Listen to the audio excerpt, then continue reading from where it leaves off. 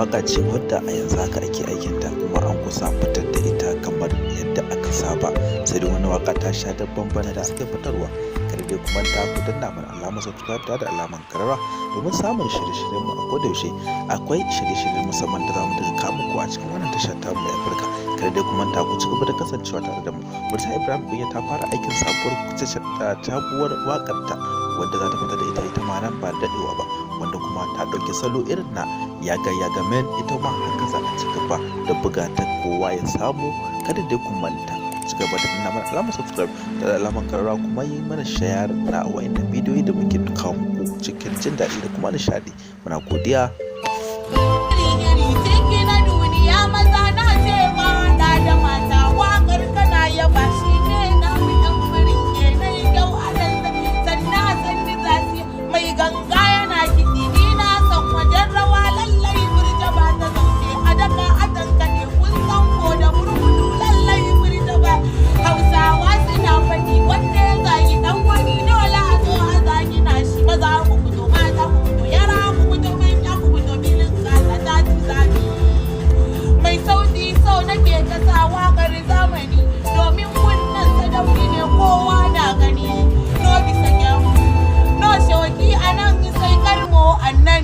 Ku dakata ku ji me wasikar ta dauka, a birni kake ko kauye wannan abu ya shafe ka.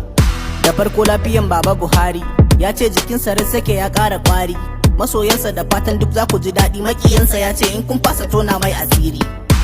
Baba ya ce a koma gona, Baba ya ce mu ringa noma, kullum mu kasance masu tsorata fama. A ƙara da wannan ma wata sabuwar waka ce wadda a yanzu haka ana ta aikin ta kuma an kusa fara fitar da ita kamar yadda aka saba, sai dai ita wani waka ta sha bamban da sauran waƙoƙi, wadda waka ce mai matukar nishadantarwa da kuma faɗakarwa. A cikin ta akwai ilimi masu inganci, musamman abin da ya shafi wannan zama da ake yi a wannan ƙasa ta Najeriya. Kada dai kuma ta ku danna mana alamar subscribe da alamar karawa domin samun shirye-shiryen mu a kowane lokaci. Wannan waka ce wadda Oga Abdul ya buga ta, kuma cikin salo mai jin daɗi, wanda kuma zai ratsa zukatan ma'abota sauraron waƙoƙin hip hop da kuma waƙoƙi na sauran waƙoƙi irin waɗanda ake amfani da su yau da kullum. Sai dai salon wannan waka ya sha bamban kamar yadda muka ga muku da sauran waƙoƙi na mawaka, kuma waka ce wadda take da ilimi da kuma cikinta. Kada dai ku manta ku ci gaba da kasancewa. Ku dakata ku ji me wasikar ta dauka, a birni kake ko kauye wannan abu ya shafe ka. Da farko lafiyan Baba Buhari ya ce jikinsa sake ya ƙara kwari, masoyansa da fatan duk za ku ji daɗi. Makiyansa ya ce in kun fasa tona mai asiri.